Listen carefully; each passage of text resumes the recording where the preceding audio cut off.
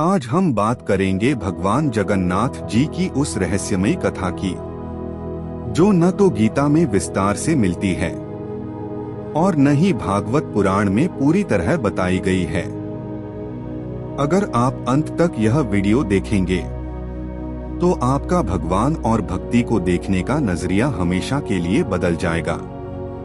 भगवान जगन्नाथ, जिन्हें पूरी दुनिया कृष्ण का ही स्वरूप मानती है, लेकिन इनका रूप, इनकी लीला और इनका मंदिर दुनिया के सभी मंदिरों से बिल्कुल अलग है। पुरी ओडिशा में स्थित श्री जगन्नाथ मंदिर केवल एक मंदिर नहीं, बल्कि यह कलियुग का सबसे बड़ा रहस्य है। जब द्वापर युग समाप्त हुआ और भगवान श्री कृष्ण ने इस पृथ्वी से प्रस्थान किया, तो उनका शरीर पंचतत्व में विलीन हो गया। लेकिन शास्त्र कहते हैं भगवान श्री कृष्ण का हृदय कभी नष्ट नहीं हुआ। यह वही हृदय था जो बचपन में पूतना को मारते समय भी धड़क रहा था और महाभारत में अर्जुन को गीता देते समय भी।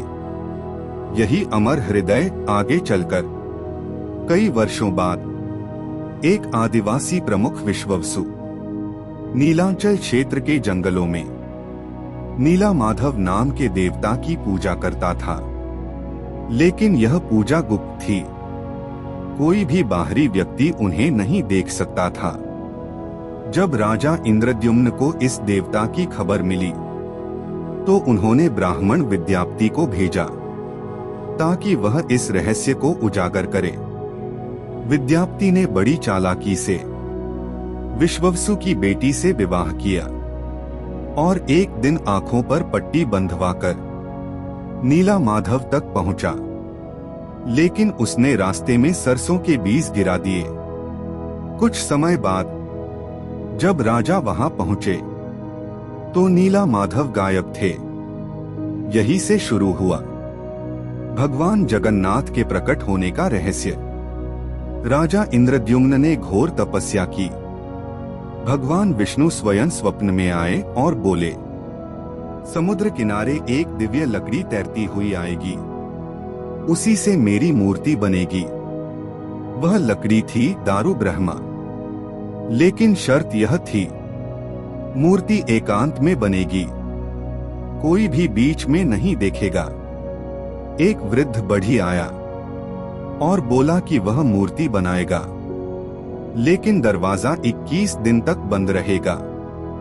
राजा धैर्य खो बैठे और 15वें दिन दरवाजा खोल दिया।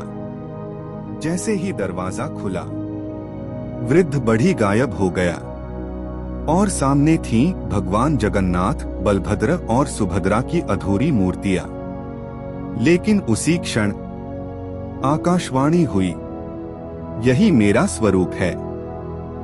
भगवान जगन्नाथ के ना हाथ पूरे थे, ना पैर पूरे थे और आंखें बहुत बड़ी। क्यों? क्योंकि भगवान जगन्नाथ हमें यह सिखाते हैं कि भगवान को पाने के लिए न पूर्ण होना जरूरी है, न ज्ञानी होना, बस सच्चा होना जरूरी है। अगर आपको यह कथा छू गई हो तो समझ लीजिए भगवान जगन्नाथ ने आपको पुकारा है। जय जगन्नाथ।